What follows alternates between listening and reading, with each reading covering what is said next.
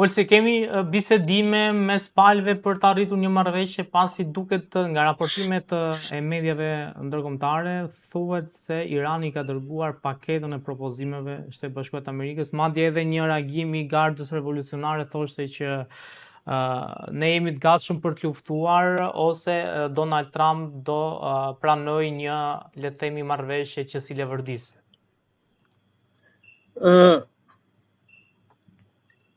Iranianët janë, domethënë, i kanë dërguar ato kërkesat e tyre ndaj amerikanëve, por kërkesat e iranianëve janë të papranueshme nga ana amerikanëve.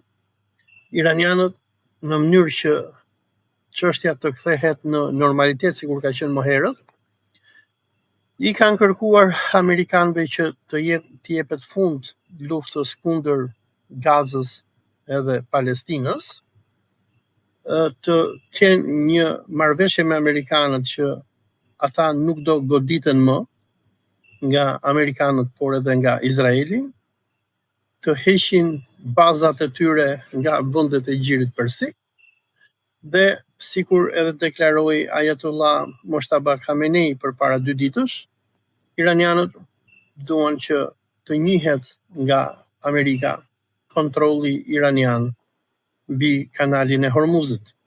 Amerikanët nuk mund ta pranojnë dot një gjë të tillë, ja se një gjë e tillë do të sjellë një kapitulim total për amerikanët, do sjelli humbjen e legjitimitetit të tyre.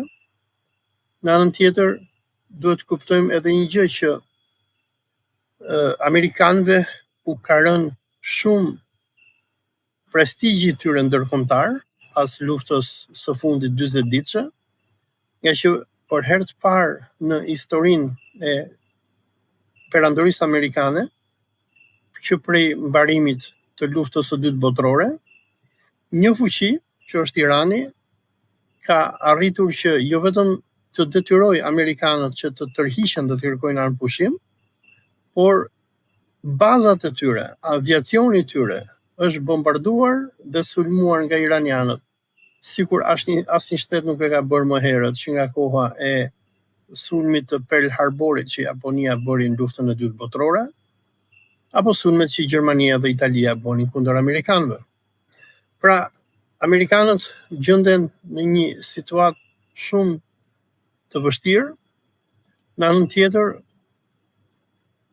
presidenti Trump përballet me një konflikt shumë të madh brenda në SBA, ku shumica e popullit është kundër luftës, ku populariteti i tij ka rënë, vetëm 30% amerikanëve e mbështesin, edhe për më tepër presidenti Trump i friksohet të ardhmes, nga që në nëntor, tani jemi në muajin maj, pra bëhet fjalë për shumë pak muaj, do jenë zgjedhjet vendore për Kongresin dhe Senatin në SBA, dhe të gjithë sondazhet tregojnë që në rast të zgjedhjeve, nëse figurat apo opinioni publik amerikan qëndron sikur qëndron në këto momente, republikanët do humbasin, demokratët do marrin në kontroll Kongresin dhe Senatin, dhe kjo do të sjellë dëbimin e Trumpit nga presidenca, dhe mund sjelli edhe atë që njihet si impeachment apo hetimin e Trumpit për luftën ilegale që ai bëri kundër Iranit dhe për krime të tjera që ai akuzohet nga demokratët. Pra, situata është shumë kritike për amerikanët. Iranianët, ata janë në rregull, iranianët thonë që neve jemi në rregull me këtë situatë që është tani. Iranianët janë mësuar me sanksione. Njoftimi më i fundit i Gardës Revolucionare tregon që Pakistani ka hapur të gjitha portet ndaj Iranit, dhe Pakistani është përkthyet pak a shumë në një farë Emirate Arabe për Iranin. Se duhet të kuptojmë diçka, që përpara 28 shkurtit 2026, iranianët kishin një farë marrëveshje me Emiratet Arabe, se Emiratet Arabe duke qenë aleati më besnik i Izraelit i kanë lejuar amerikanët që vendin e tyre ta kthejnë në vend të pastrimit të parave botërore. Hajdutrit shqiptar që ne shohim nëpër media, drogaxhit e tjerë, arsyeja pse ata shkonin në Emiratet Arabe, sepse Emiratet Arabe ishin nga të paktët vende në botë që nuk kanë kontroll pasurisë.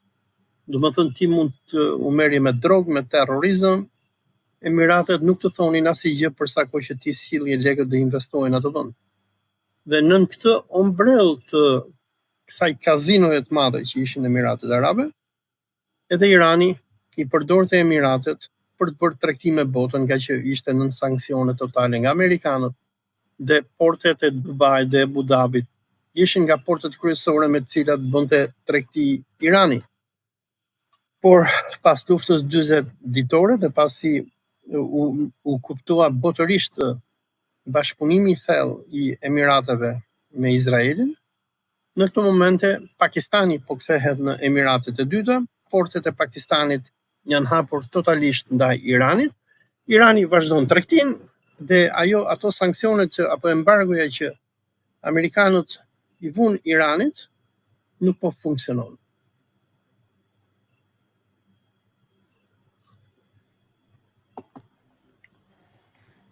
Donald Trump ka deklaruar se do të tërheqë rreth 5.000 trupa amerikane nga Gjermania. Pse ky vendim i Trump dhe a është kjo një lloj, le të themi, hakmarrje për qëndrimin që pati Gjermania në luftën që amerikanët patën me Iranin? Donald Trumpi ka deklaruar që në presidencën e tij të parë që ai e urren NATO, ai e kupton që NATO është një organizëm i krijuar nga britanikët pas luftës dytë botërore për të kontrolluar Evropën dhe luftuar Rusinë. Dhe në filozofinë e Donald Trumpit, Rusia nuk është armik i rrezikshëm për amerikanët, dhe ata nuk e shohin Rusinë me të njëjtin sy që e shohin britanikët.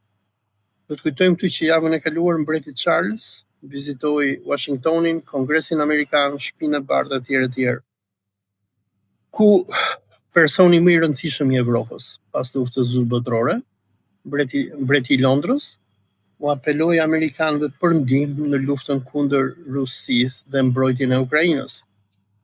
Po me sa duket edhe personi më i fuqishëm i NATO-s dhe Evropës, që është mbreti i Londrës, nuk mori ndonjë mbështetje nga amerikanët. Tërheqja e 5.000 trupave nga Gjermania, por presidenti Donald Trump deklaroi, tha, dhe ne do të tërheqim akoma edhe të tjerë, bëhet për këto arsye. E para, amerikanët e dinë që britanikët, por edhe Gjermania po planifikojnë që të nisin luftë me Rusinë këtë vit, ndoshta apo edhe vitin tjetër. Gjermania industria gjermane po kthehet në një industri masive lufte, dhe Gjermania, ashtu sikur edhe Britania dhe vendet tjera të Evropës po përgatiten për luftë me Rusinë. Amerikanët nuk duan që të kenë punë në këtë luftë me Rusinë, dhe ky është një nga shkaqet pse po tërhiqen trupat. Shkaku i dytë që Trumpi e thot publikisht është që meqense NATO, Gjermania e të tjerë nuk na mbështetën neve në luftën kundër Iranit, edhe ne nuk do t'i mbrojmë më.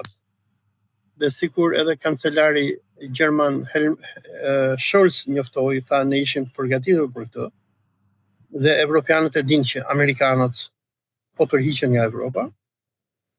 Fakti tjetër është që amerikanëve u nevojitën trupat për të mbrojtur Izraelin. Ngjelet për të parë se çfarë do të ndodhi në ditët në vijim, nëse amerikanët do ta zgjasin armëpushimin me Iranin dhe ndoshta do arrijnë në ndonjë marrëveshje, gjë që duket shumë e vështirë, ose nëse me urdhrin e Netanyahut do të nisin prapë luftën. Çfarë tregoi lufta 40 ditore është që amerikanët vetëm nëpërmjet bombardimeve nuk e ndryshojnë dot regjimin në Iran. Qeveria islamike e Iranit është e konsoliduar për rreth liderit suprem. Pas luftës 40 ditore, iranianët janë motivuar që të luftojnë edhe më shumë se sa më herët. Iranianët vazhdojnë akoma që të prodhojnë në masë raketa dhe dronë, dhe sikur kanë deklaruar shumë komandant të gardës revolucionare, ata janë duke pritur një luftë të dytë me Amerikanët, dhe kuptohet që nëse kjo luftë e dytë do të fillojë prapë, nëse Trumpi apo Netanyahu do presin butonin e do thonë do hymë në luftë prapë, amerikanëve duhen sa më shumë trupa. Nëse gjatë luftës dytë botërore misioni kryesor i Amerikës në Evropë në botë ishte mbrojtja e Evropës kundër Bashkimit Sovjetik dhe komunizmit, sot misioni kryesor i SBA-s është mbrojtja e Izraelit përkundrejt Islamit dhe botës islamike. Ky është qëllimi kryesor i politikës amerikane sot, dhe për personat që kanë fjalimin e mbretit Charles në Kongresin Amerikan dhe krahasojnë atë me fjalimin e Benjamin Netanyahu, presidenti Charles mori vetëm një duartrokitje në fjalimin e tij, apo atë që quhet standing ovation, do të thonë kur njerëzit çohen dhe brohorasin dhe duartokrasin për ty, ndërsa kur Benjamin Netanyahu ishte në Kongresin Amerikan, ai u brohorit dhe u duartrokit 31 herë. Çfarë tregon kjo? Kjo tregon që politika amerikane sot është peng Izraelit, ekonomia amerikane, ushtria amerikane ekziston dhe lufton për Izraelin, ushtria qendrore amerikane, apo që njihet përndryshe CENTCOM-i amerikan, mbulon dhe ku është përqendrimi kryesor i trupave amerikane sot në botë, është në lindjen e mesme, i cili mbulon vende që nga Egjipti e deri Turqia dhe Kazakistani. Dhe qëllimi i ushtrisë amerikane është mundja e çfarëdo lloji rezistence kundër Izraelit, dhe duke parë apo kuptuar edhe politikën izraelite, e cila është e çmendur dhe do që patjetër të realizojë Izraelin biblik, duke qenë që administrata e Trumpit kontrollohet nga zionist të krishterë, evangelist, qëllimi amerikanëve nuk është më Evropa, por është Islami.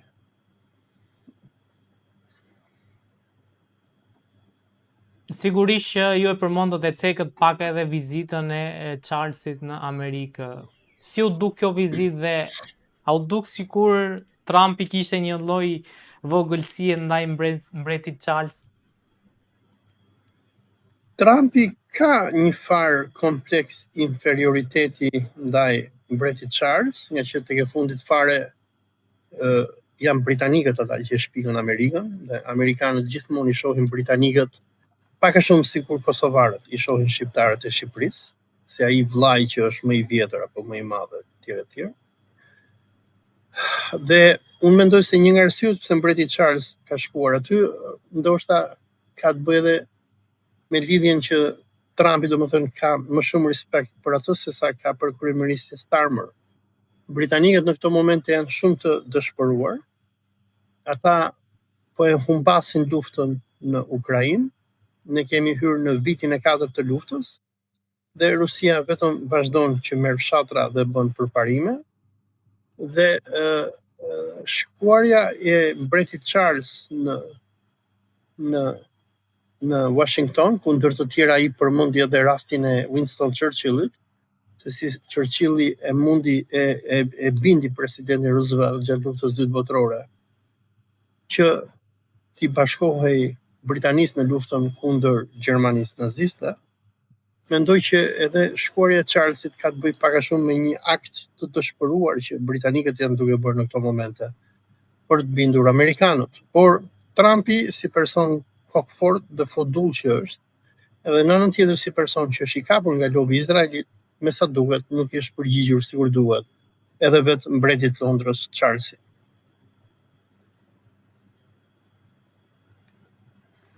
Si parashikoni fundin e kësaj lufte, pasur parasysh që, siç e theksua, që amerikanët kërkojnë një lloj marrëveshje me Iranin, por kanë në mes Izraelin? Presidenti Trump, nëse i keni parë deklaratat e tij, domethënë gjithmonë thotë që ne nuk do të lejojmë Iranin që të ketë program nuklear. Edhe iranianët i kanë thënë amerikanëve po, edhe ne nuk duam program nuklear, nga që kemi fatva nga udhëheqësi ynë suprem, Ayatollah Ali Khamenei, që arma nukleare është haram dhe jemi të gatshëm që ta ndalojmë. Po problemi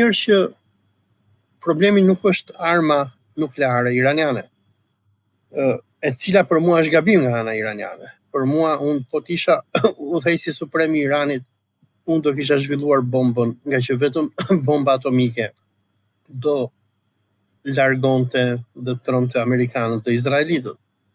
Megjithatë, problemi është që Irani nuk po kërkon vetëm të negociohet programi nuklear, për të cilin ata mund të bien dakord me amerikanët. Irani po kërkon dëbimin e amerikanëve nga bota e islamit, domethënë dekolonizimin e vendeve arabe nga amerikanët, po kërkon që t'i jepet fund projektit të Izraelit biblik, ku po kërkon që Izraeli të tërhiqet nga Libani dhe mos të bombardojë më Libanin, por edhe Gazën. Irani po kërkon që të kontrollojë gjirin e Hormuzit, ngushticën e Hormuzit dhe gjirin persik, gjë që nënkupton dëbimin e amerikanëve që kanë qenë aty që nga viti 1946-47. Pra është një investim amerikan prej sa viteve i bie, 60-80 vjeçar, gjë që amerikanët nuk e pranojnë dot. Dhe Irani sot po kërkon që të bëjë atë që bëri Egjipti në vitin 1956 në Gamal Abdul Nasserin, kur Egjipti nacionalizoi kanalin e Suezit, por që kishte mbështetjen e një fuqie nukleare, që ishte Bashkimi Sovjetik, dhe i detyroi britanikët, francezët, por edhe amerikanët në një farë mënyre që të respektonin sovranitetin e Egjiptit dhe të largoheshin nga kontrolli i detit. Amerikanët besojnë që ata janë ende të fuqishëm. Irani nuk ka bombë nukleare. Rusia me Kinën nuk janë të gatshëm sikur Nikita Khrushchevi në 1956 që të hynë në luftë nukleare me Amerikën dhe Perëndimin për të mbrojtur Iranin. Dhe për këtë arsye, presidenti Trump nuk i pranon kushtet iraniane.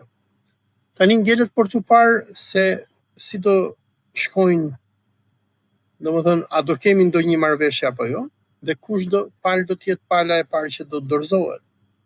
Iranianët me përdorimin masiv që po i bëjnë porteve pakistaneze, me tregtin që ata bëjnë me Turqinë, me Rusinë, me vendet fqinje, Azerbajxhanin që e kanë tregti toksore, ata ndihen të sigurt dhe të fuqishëm dhe janë të gatshëm që ta vazhdojnë mbylljen e kanalit të Hormuzit deri në nëntor, ku ne kemi zgjedhjet në SBA. Ngjelet për të parë se çfarë do bëjë presidenti Trump. A do tërhiqet? Edhe sa kohë mund ta mbajnë amerikanët flotën në gjirin e Omanit, pasi duhet kuptojmë që mbajtja e flotës është shumë e kushtueshme. Sipas shumë politikanëve amerikanë, besohet që në këto 60 ditë luftë amerikanët kanë shpenzuar rreth $50 miliardë, edhe pse ministri i luftës Pete Hegseth deklaroi që ata kanë harxuar deri në këtë moment rreth $25 miliardë. Sado që të harxohen, këto janë fonde masive të cilat dëmtojnë ekonominë amerikane. Dhe presidenti Trump e di këtë gjë shumë mirë. Po ngjelet për të parë se çfarë do të ndodhi në të ardhmen. Dhe unë besoj që personi më i rëndësishëm në të gjithë këtë lojë apo luftë të madhe gjeopolitike është Benjamin Netanyahu, i cili, sikur tregoi edhe në luftën 40 ditore, por edhe në luftën 12 ditore me Iranin, është gjithmonë Izraeli që nis sulmet dhe amerikanët e ndjekin nga pas. Pra si e shikoni pozitën e tij në politikën amerikane si presidenti i Amerikës, sidomos pas luftës në Iran? Pozita e presidentit Donald Trump, sikur po përmendja më herët, është më dobta që kanë parë presidentët amerikanë, sidomos në këto 30 vitet e fundit. Sondazhet tregojnë që më pak se 30% e amerikanëve e mbështesin. Për më tepër, dobësimi ekonomik po i bën amerikanët që të revoltohen. Sondazhet të ndryshme tregojnë që demokratët janë në avantazh ndaj republikanëve. Dhe kjo gjë e tremb shumë presidentin Trump. Megjithatë, ai mendon që nëntori është larg dhe mendon që deri në nëntor ai do gjejë një solucion për çështjen iraniane. Por puna që shumë analistë amerikanë tregojnë është që përkeqësimi i ekonomisë amerikane, sikur përmendte edhe një analist amerikan mbrëm, Scott Bennett, thoshte që tani Scott Ritter, ai thoshte që një familje iraniane janë rritur shpenzimet me ngritjen e naftës minimumi nga 450 deri në $500 në muaj. E do të kuptojmë që populli amerikan është shumë i varfër. Amerikanët jetojnë me atë që quhet paycheck to paycheck, nga rroga në rrogë. Dhe nëse ti për shembull punon si punëtor në McDonald's në SBA dhe merr $2000 në muaj, dhe me këto $2000 për zëm 1000 ti do t'i shpenzosh për qiran e shtëpisë, nëse jeton jashtë New Yorkut, jeton në ndonjë provincë, dhe me 1000 të tjera ti do paguaje gaz për makinën dhe ushqime, dhe nëse përpara nisjes së konfliktit ty shpenzimet mujore do të shkojnë rreth $200 në muaj për gaz apo 250, tani shpenzimet e tua janë 500. Kjo do të thotë që ti ke më pak para që të hash bukë, sepse qiraja ngelet aty. Dhe domethënë kemi të bëjmë me një krizë shumë të madhe për familjet amerikane, dhe në rast zgjedhësh presidenti Trump dhe Partia Republikane do të ndëshkohen rënd nga elektorati.